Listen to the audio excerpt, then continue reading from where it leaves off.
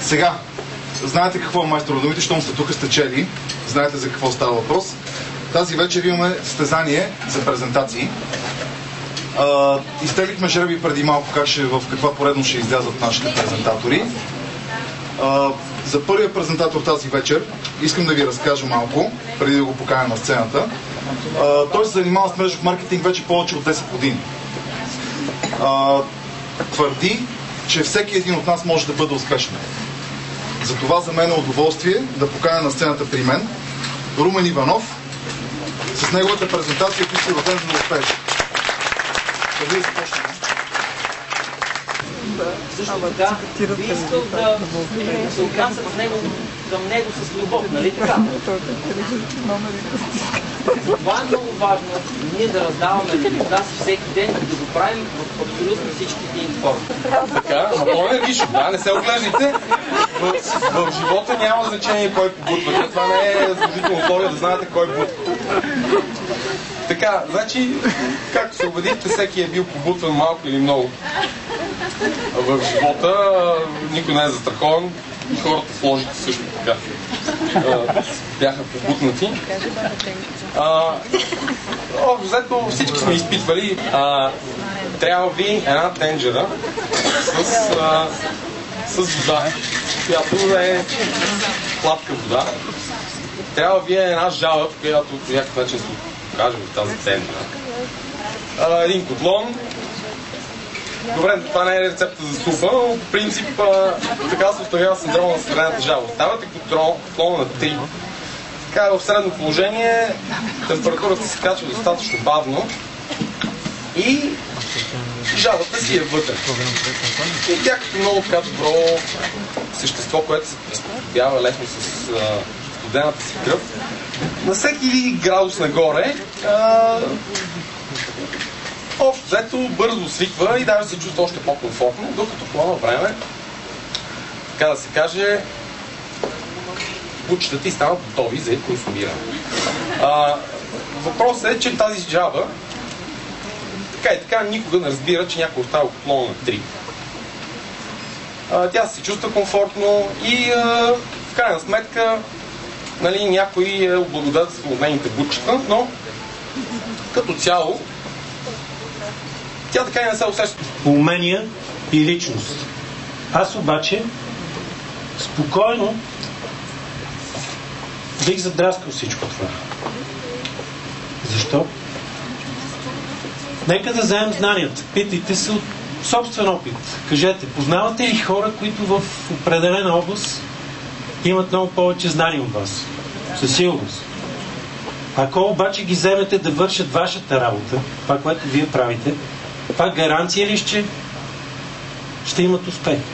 Или може би ще е точно обратното? Явно е, че знанията като такива не са достатъчни. Давайте ми и кажете, дайте обратна връзка, какво виждате.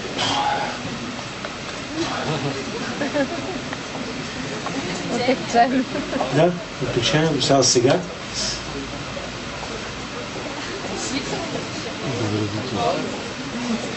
Окей. Така че първият закон е следният. Винаги въздействаме. Защо е страшен този закон? Може и от доста неща да се скатаем в този живот. Но от едно нещо не може да се скрием. От нашето въздействие върху другите. Където и да ходим, каквото и да правим, ние въздействаме и влияеме. Дори нищо да не говорим, както видяхте, пак въздействаме. Сцената ще поканя нашия презентатор номер 4, Надя Султанова.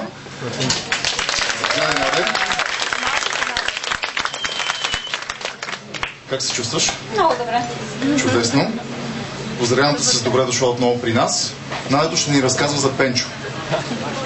Добър вечер на всички. Аз съм Надя и ми е много приятно да съм тук. Трябва да призная, тази вечер темата беше малко трудна за мен, защото ще ви разкажа за нещо малко лично. По-скоро ще ви разкажа за една личност, която ми е много близка и скъпа. За Пенчо. Аз не знаех, че Пенчо съществува до преди година и половина. Как се запознахме и как разбрахме един за друг. Преди година и половина се озвах забила нос в компютърния екран да гледам за 4-ти път едно филмче по YouTube. В това филмче не се случва нищо. Не се случва нищо, освен, че едно бебе се смее. Ама се смее, ама се смее заразно, кръшно, невероятно и се смее 1 минута и 44 секунди. Оказва се, че аз не съм единствената балама, която се е забляла в това филмче. Напротив, 48 милиона 448 хиляди 484 маймуни като мене са го гледали преди. И тогава се замислих. Какво има между хората и бебетата? Какво се случва? Така се роди идеята за Пенчо. Сега малко се вълнувам, защото Пенчо тази вечер ще излезе на бял свят за първи път. Така че, свят, представям Пенчо. Пенчо, представям ти свят.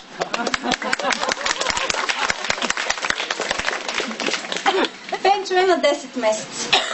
Има дебели крачета, тумбаче и още е малко плешив. Пенчо обича да се плицика във вода.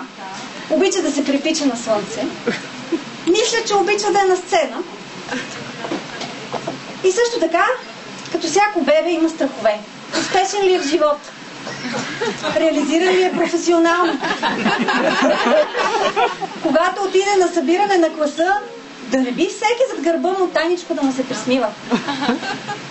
Пенчо още не е проходил, не е и проговорил. Естествено, има своите начини да налага своето.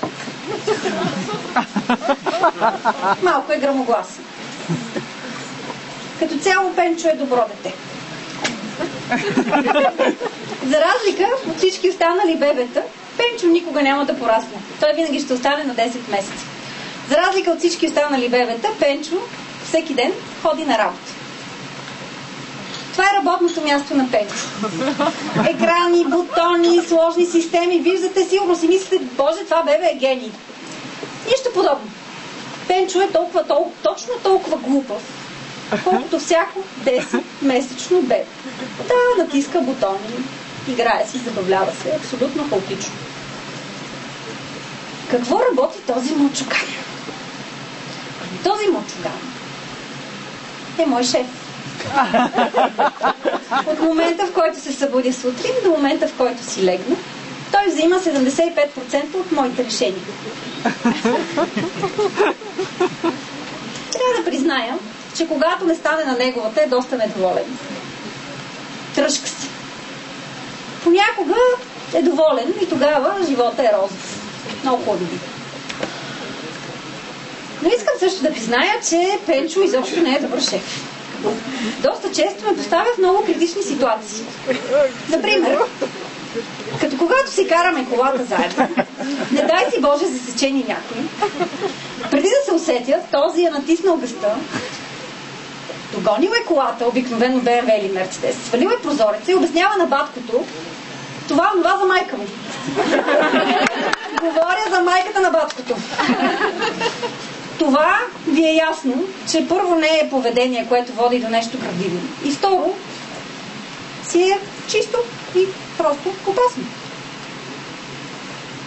Друго нещо, което вбесява Пенчо е, когато някой му дава тон в живота и му казва: ти ще правиш това е правилното, така трябва. Тогава Пенчо приема ето тази физика. И започва да прави пъклени планове как да направи точно обратното. Тези планове понякога отнемат месеци.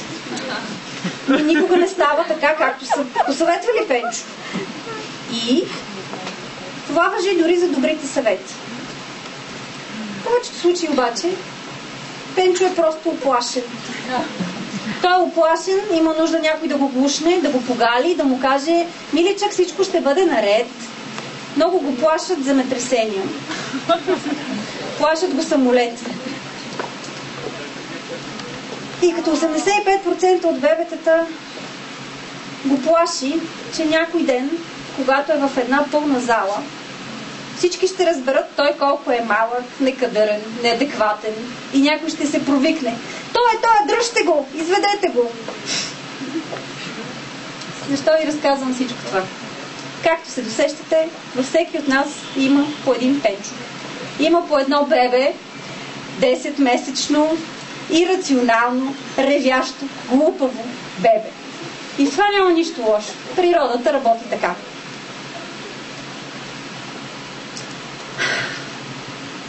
Спекулирам, но ми се струва, че всеки един от презентиращите тук тази вечер е изведен на тази сцена именно от своя Пенчо, който иска да бъде гледан, да бъде харесван, да му се възхищават, ако щете. Изобщо да е център на вниманието. И в това няма нищо лошо, защото пенчовците имат нужда от поле за изява. Това обаче трябва да става в една контролирана среда, когато нашия живот, здраве или финансово положение не са застрашени.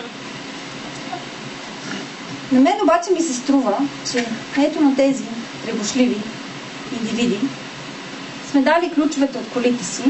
Те често биват забелязвани, казват ми откат да джипкат в отсечката София-Перник. Дали сме им кредитните си карти. Водим ги с нас на работа. Оставаме ги да общуват с партньорите ни, с децата ни. Абе изобщо качили са ни се на главите. За какво говоря? Ще ви дам няколко примера и приликата с реални лица тук съвсем не е случайно. Това е Иван. Иван работи по 16 часа на ден. Шеф е на 120 души. Много е важен.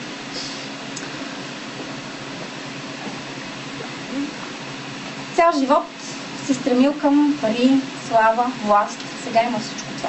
Абе изобщо цял живот Иван нещо го е бутало. Това нещо е с дебели крачета, тумбаче и все още леко плешивичо. Иван не е близък с децата си, не е близък с жена си.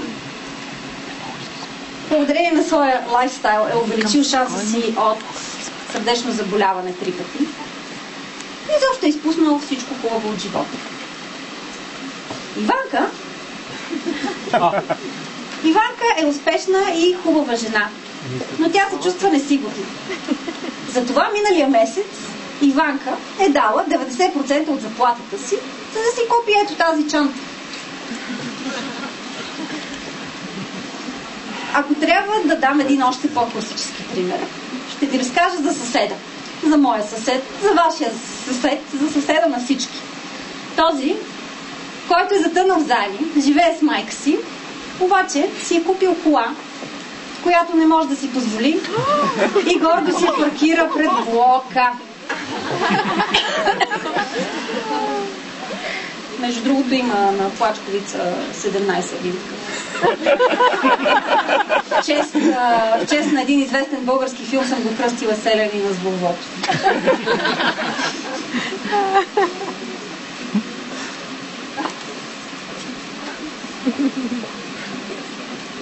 Една от любимите ми книги е Том Сойер. В една глава там, озаглавена Великия манипулатор, Том успява да накара 5-6 деца да бладисат една ограда вместо него. Те не само бладисват оградата, ами му заплащат за честта да бладисат оградата. Там ценностите от онзи ден. Обризки от ябълки, бокълчета от пиле и така нататък. Защо ви разказвам това? Разказвам ви го по два повода. Първо, на мен ми е ясно, че това да кръстиш една част от себе си, Пенчо, да оприличиш за бебе, да й говориш всеки ден, и не само това, ми да излезеш пред толкова хора и да говориш на тях за него е доста идиотско. Това обаче на мен ми помага да разбирам тази част от себе си. Помага ми всъщност да съм мила с нея. Да не я съдя прекалено жестоко, прекалено сурово. И втората причина е, че идеята за Пенчо ми помага да манипулирам Пенчо. Манипулирам го с любов. Манипулирам го, когато манипулирам средата, в която той живее. Построила съм едно балонче. В това балонче има много от нещата, които той харесва, и малко от нещата, които той не харесва, които го плашат, които го дразнят. И така той ме слуша по-добре, мисля си аз. А логиката Пенчова е малко различна от нашата. Логиката Пенчова, един сладолед, е равен на вечеря в скъп ресторант. Също така, една мила дума или една подкрепа е толкова ценна, колкото всичките чанти на света, дори всякакви такива неща. Затова, това, което просто искам да ви кажа тази вечер е: опознайте вашия Пенчо. Опознайте го добре и му давайте това, от което той има нужда. Спестете си пари и време. Преди да плащате много дълго време за грешка, която сте извършили в Пенчов момент, по-добре го опознайте. Преди да харчите много пари и да го замеряте с скъпи вещи, опознайте го. Може би той няма нужда от това. И в този ред на мисли, нека да ви кажа моя Пенчо какво много обича. Много обича да му пляскат. Благодаря ви.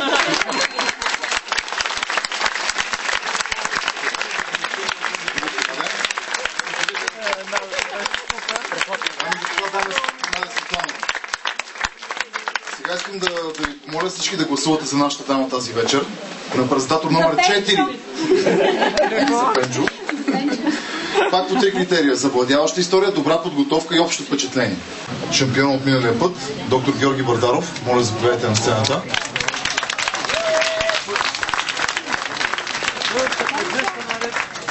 Жоро, знаеш правилата. Твоята презентация е за думите и хората. Слушаш музиката. Когато музиката спре, имаш 15 минути. Само 15. Приятно било да бъда с вас. Като се чуди този път каква да бъде моята презентация, се замислих за думите и хората. Всички ние сме събрани от хиляди парченца, хиляди думи, хиляди истории, хиляди недовършени поради смъртта разкази. Нашата роля е просто ще довършим започнаните разкази и да започнем нови, които някой след нас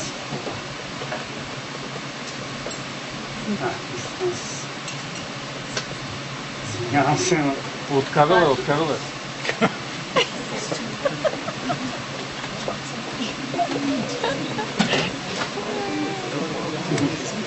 Най-добрата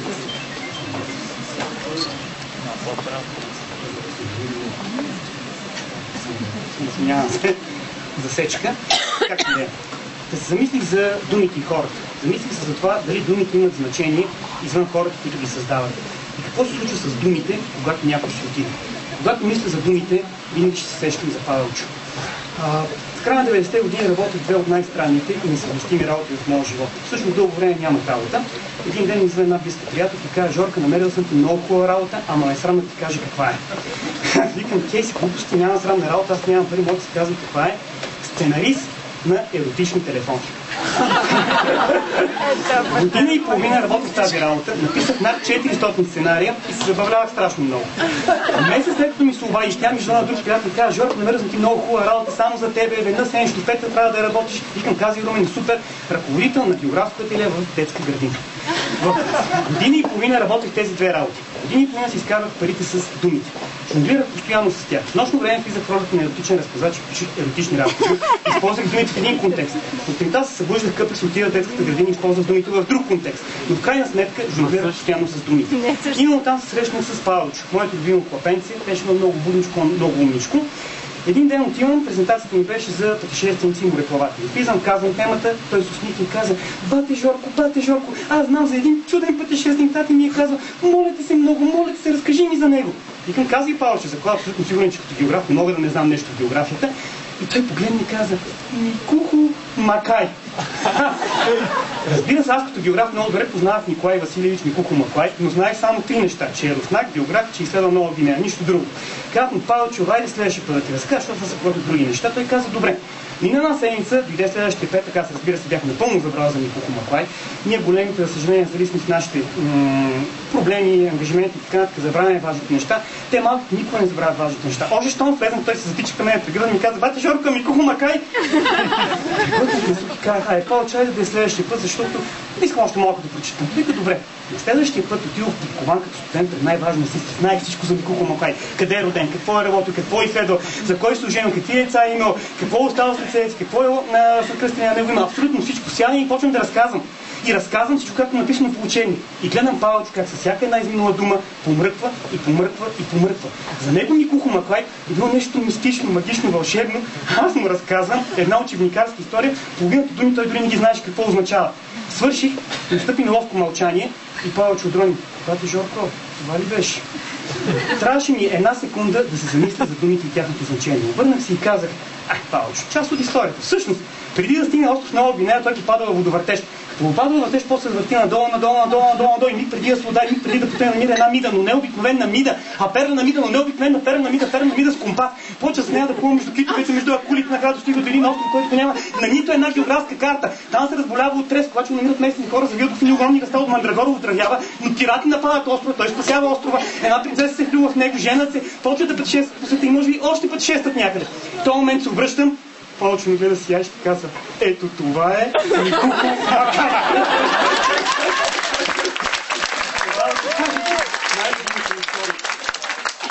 Но днес ще ви поговоря за едни майстори на думите, които никога няма да видите на тази сцена. Ще ви поговоря за едни хора, които наистина умеят да разказват. Те не просто владееха магията на думите, те самите бяха думите. Слушал съм ги с часове и съм забрала за времето, съм сигурен, че и времето забравяше за своя хлоп, скрит някъде там между комина Джибрит и третата ракия. Тези хора нямаха такава сцена, нямаха такава благодатна аудитория, нямаха такива невероятни организатори, като Ивчо, Митко и Марти. Тяхната сцена беше най-сакралното място за всеки един мъж, казана за ракия. Истински варих ракия през 2008 година. Много пъти преди това съм ходил да варя ракия, но за първи път 2008 бяхме само аз и баща ми. За съжаление бяхме минали близо 20 години от демокрацията, се случиха много страшни неща с България, с селото, с моя род. Много хора се отидоха, много майстори на думите престанаха за винаги да говорят. Къщите обезлюдяха, тревата лято достига човешки бой и само микролозите, които са пожълтяли от вятъра и времето, тъжно пишат, когато задуха беломорец. Сега ще си спомня за тези хора и съм благодарен нищо, че се срещах и че ме покани, защото днеска ще мога да си взема последни спомени с тях, а аз съм израснал с тях. Отиде си майсторът на думите Владо Дуспата. Владо Дуспата става въпрос за моето село Кулата. Владо Дуспата беше уникален човек. Мога да ви говоря с часове за него. Слепец по рождение, но под черните очила имаше една неизменна и вечна усмивка. Какво се е криело зад нея, той си знае. Обичаше много да разказва. Имаше богато въображение, в неговото въображение изградаха толкова много интересни герои.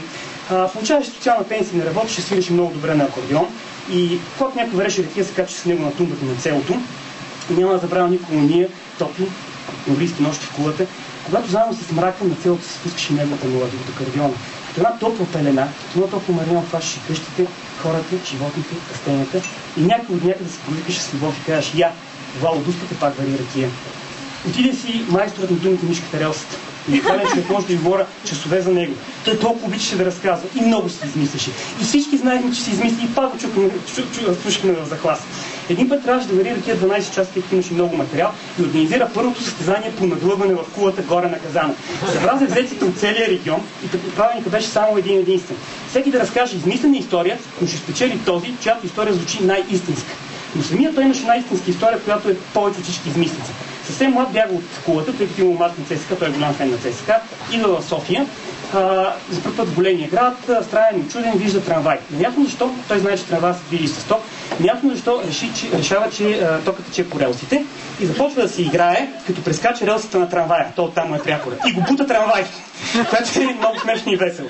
Бута го съвсем леко, не е пострадал. Много трамваджията слиза, той е младо момче, притеснил се, оплашва се, да не го обади в милицата, да не го уволнат, кара го вкъщи, гледат мача на ЦСКА, стават приятели до гроб. Всяка година с продължение на 25 години този човек идваше в Кулата, веднъж седмично лятно време затваряха се в мазето на Мишката Релсата и една седмица не излизаха от мазето. Само пиеха и пееха. Аз пак пресках нещо. Отиде си и майсторът на думите Динката. Беше стартор на тази компания. Включително готин човек. Мога да ви говори часове и за него. Много обичаше да разказва и той истории. Неговите истории бяха истински. Бяха от харамийския период в нашия край. За войводи, за боеве, за битки. Слушал съм го и там някъде по Дъсната, по Сейванта, по звездите. В неговите разкази аз се срещнах на живо с Гоце Делчев, с Пито Гулин. Чертахме планове с Дане Груев как да преземем някой град. Пил съм ракия с постолови води, сме постосвали турците, гърците, циганите, арменците и така нататък. Всичко, което се е случило в този край. Динката беше самия той храмия, висок, снажен човек, син буен, пречен буен, мустак, сини очи. прочи. Истински бухем, Левент, много хубаво пееше. Като запееше Костадин Войводата, цялото село огласеше. Но той също имаше една история, която беше много истинска и лична. Съвсем млад, още в казармата се познава с една софиянка, голяма красавица, жената, т.е. не, страстна любов пламва, решава да се оженят, но майка й казва: ако се ожени за този куалийски селендур, хачето ти повече няма да стъпи в София. Те се женят. Имаха 2 деца. Малко преди да навърши 30 години, жената се разболя. Не помня каква беше болестта, но напълня страшно много. Краката се прънаха буквално в едни бетонни стълбове, напълно се обездвижи. Динката, който го харесаха толкова много, но ми продължи да се грижи за нея, да се я гледа, сякаш нищо не се е случило, да си я обича. В кулата с благородна завист казваха и с неблагородна злоба: той я носи на ръце. А той какво казваше? Никой няма да го забравя в двора на Чичо, на съседния нашия двор, като се напиеше, се изправяше. Очите му се пълниха със сълзи и казваше следното: добре де, какво като краката си такива, нали очите си и същите.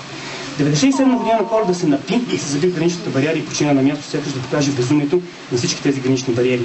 2008 година варих за пръв път ръке. Всички тия хора си, за пръв път истински, всички тия хора си бяха отишли и ние беше много тъжно. Отидохме на Казана, Казана се беше превърнал в нещо като аптека, чисто, подредено. Казанчетата тичи и мете след тебе. Ние си носим брашно с баща ни да залепваме Казан. Той каза: какво брашно, вече има шарнирни болт, всичко се завърта, както го обясни френска чекия. Седнахме ние и аз се чувствах много зле. Живях на такива магични моменти, сега трябва да скучая. Но вътре в помещението имаше 2 казана. Единия варях на рекия ние по-вдясно, това е другия, който беше празен. Миг по-късно дойде този, който трябва да вари на другия казан. Оказа се нас далечно година от Петрич. Но около 65 години, още щом влезе, разбрах, че скука не може да има. Ако ще казаните да ги превърнат в свръхосодни молове, разбрах, че на нашия вкулът са сложили плазма, хладилна витрина и масажорно легло. Нищо, нека слагат. Докато ги има тия хора, казаните ще бъдат това сакрално място за всеки един мъж. Влезе, нас разбра, че е майстор на думите, че иска да разказва, че има нужда от публика докопване на мен. Почна да ми говори за политика, много мразно ми говори за политика. Пробва за футбол, викаме, интересуваме само Уругвай и нищо друго. И накрая разбра, че обичам да разказвам истории, да слушам истории и да разказвам истории. Каза: Гошка, истории ли искаш? Към истории искам. Тя седи до мене. Сядаме на 2 дървени трупчета, до нас цепениците при Букода в Казана, зад нас пущината църцори в кофата, а той разказва. А Андрея умее да разказва. Просто един истински майстор на думи. Просто си го представям тук как седи и ви разказва неговите магични истории. И него го няма, на съжаление. Той ми разказва примерно първо за баща си, Митре. Съвсем малък, 4 годишни, тогава било още нямало граница в Гръцко, някакъв чорбаджия го взел гръб и го отглежда, тъй като нямали политехника. Пораснал голям Митре, стана 20 годишен чорбаджият, решил да го жени за неговата дъщеря. Хубаво, накарали го на планирала Серес, учили му костюм, кондури и така нататък. Хубаво, значи това е 21 година. Идват гърците, теглят граници, който е българин да си ходи в България. И го гонят и него. По пътя той среща едно момиченце и той изгонено, Мария, древната Мария, 18 годишно слугинче в съседния чифлик, сирач, няма къде да отиде и тръгва и тя изгонена към България. Никой не го познат, никой му къде да отиде. Той взима с нея, отиват в кулата и това, че тогава суматок, всички се преместили, прехвърли, никой не обръща внимание. На третия ден разбира, че това момиче нито му е годините, нито му е жена. Той просто е взел, защото няма къде да отиде. И Андрея каза: представи си, Гошка, майка ми стана и писна. Какво ще прави това момиче? Какво ще го гледаме тук? Още едно гърло, ние не можем да си изхраним. Ти лути си, бе, как си могъл да я доведеш, бе? Абе, малумник такъв. В този момент брата на баща ни, Войко Никола, един голям човек, Авджия Харамия Бухен, се изправи и каза: яки се оженям за нея. Майката пак писнала: как се ожениш, бе? Ти лути си, виж колко е дрена, няма пари, няма нищо, си якъл, бе. Той каза: яки се оженям за нея.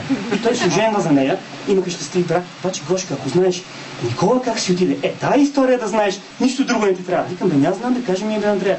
Не е такава историята. 45-та година в кулата се завъди върколак. То 45 година много върколак се завъдих, но това си беше истински върколак. Обикаляше селото и виеше с човешки глас. Още на сън се стряскам и стръпно, като си спомня за него. Андрея е роден 46, ама това е друга тема. Дали 2 овце, 3 магарета, 2 овчарчета и накрая Никола, който Авджия каза: я ти го тепам на върколакът. Събра дружината и почна да го тера. И го тера, ама не го намира. И един ден, Гошка, един ден се срещат. Фундаментална среща, много обича думата фундаментална. Фундаментална среща на горните дупки, една нива на целото, срещат Никола сам и върколакът. Приклепват и почват да се гледат в очи. Кой ти издържи повече, кой ти се оплаши пръв. Минута, 2, 5, 10, върколакът се оплашва, обръща се и побегва. Никола яхва коня, тръгва след него и се гонят. Върколакът напред, Никола след него, върколакът напред, Никола след него, накрая Никола, конят рухва, умира. Никола стреля, ранява го, обаче върколакът продължава да бяга и го настига. Гошка, настига го на дворечето, нали го знаеш, дворечето Гошка. В този момент аз съм потънал в историята, аз съм някъде там с коня, с Никола, с върколака, обаче се стряскам, нали съм географ, когато в университет и казвам: знам го дворечето, бе, Месопотамия, Тигър и Ефрат. Андрея ме погледна сякаш се ми вика: ти имаш ли акъл, бе? Аз за върколак ти говоря, къв тигър ти сгони дворечето в Струм и Пиринска Бистрица. Укрепва го върколакът. И тая имаше една чешма тогава, 5-6 ординара лева на вода да се нададе, да се напие, да го пикне в Мелодия и за 3 дни си отиде този човек. Точно в този момент не запитам и да чувам баща ми за гърба ми и каза: хора, какво правите бе? Хора, изтървате ракията, хинете ли акъл? Обръщаме се, ракията приляла, около 2-3 литра са изтекли около кофата. Аз се плаша, защото Андрея си ядоса, нали? Изтеква ценен материал. Той се обърна и каза: Гошка, нека я за мъртвите. Те се обичат да пият ракия и те са разказвали история. И сега ще кажа много здраве на всички тези хора, които съм познавал в своя живот. Много здраве на вас, всички истории. Но ще завърша с една истинска история, т.е. всички са истински, но за един все още жив човек, който се надявам още дълго време да е жив. И е много близък приятел от Каваран, той е тук в залата. Цял живот ми разказва за неговия баща. Голям мераклия, правил много хубава ракия, но страхотна маза. И бехме си обещали, че един път ще ме затвори в мазата 12 часа, без да ме отварят, накрая ще дойдат да ме вземат. Никой няма време да отива в тази маза, но най-накрая тази година тръгнахме с Джулая и стигна до мазата. Винаги съм си представил мазата в някаква стара дървена добруджанска къща. Оказа се в обикновен панелен блок. Обикновена панелна маза. Обикновена ли казах? Не. Най-необикновената маза на света. С най-необикновения дядо Ганчо.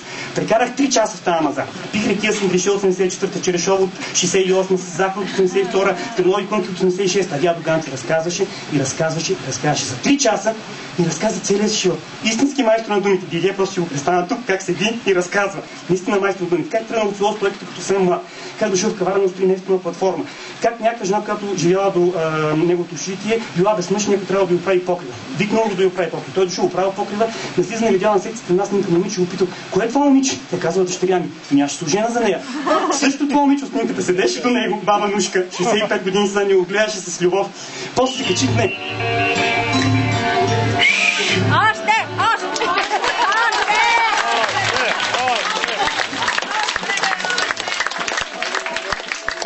Продължи. Много исках да влеза.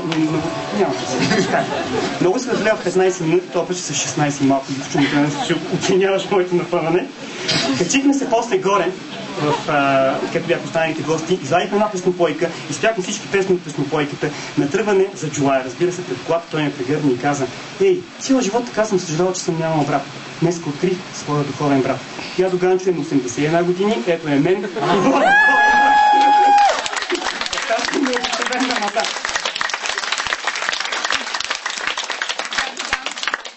Срещнах Павелчо отново след 15 години в университета. Познавах по името и фамилията, разбира се. Той малко трудно се сети за мен. Но се сети. Седнах на двора на университета, да пием по кафе. При нас студенти тичат с мен, се веселят се. Беше есен ден, аз много мразя есента. Беше тъжен ден и мен беше много тъжен. Бях побъркан, не знаех къде поема в своя живот. Чувствах се много зле. Усещах една голяма празнина в душата си. В тази празнина един входява страх. А по този входява страх една малка дупчица и призная навяваше ледено студен вятър. И слушах Павелчо разсеян. Той ми разкаже къде е учил, какво се случило през тези години, какво е при нас беше първа година студент. Не знам какво усетих, но по едно време се спрем и го пита: искате ли да ви разкажа една история? И не искам, Павелчо. Но той е за един пътешественик. И ми супер. И той за Микухо Маклай. Аз до така тук ме е питал на собствената си драма, собствената си проблем, че въобще не зацепих, въобще не се сетих, въобще не реагирах и дадох най-тъпия възможен отговор. И аз знам всичко за Микухо Маклай, доктор по биографии съм. Той се засмя и каза: вие знаете една история от учениците и Википедия. Оставете. Тя е за хората без въображение. Аз ще ви разкажа една друга история, с която съм израснал. Една магична история. И тя винаги много ме веселява. Слушайте сега, вие нали знаете, че той изследва Нова Гвинея? Към знам, разбира се. Но ми преди да стигне Нова Гвинея, попаднал в водовъртеж, той го повляка надолу, но ми преди да се удави, намерил една мида, но необикновена мида, перлена мида, необикновена перлена мида, компас. В този момент аз зацепвам, сещам се за какво става въпрос и почвам да се треса от смях. Ама се треса нищо от смях, не ме интересува хората около мен, страха, леда, нищо. Просто се весела от все сърце и душа. Павелчо и той се смее от все сърце и душа срещу мен. Хората ни гледат, сякаш сме полудяли, небето над нас разкъсва, изгрява слънце, покрай слънцето се спускат две реки, а в речето между тях един върклак бяга напред и един харамия пред него.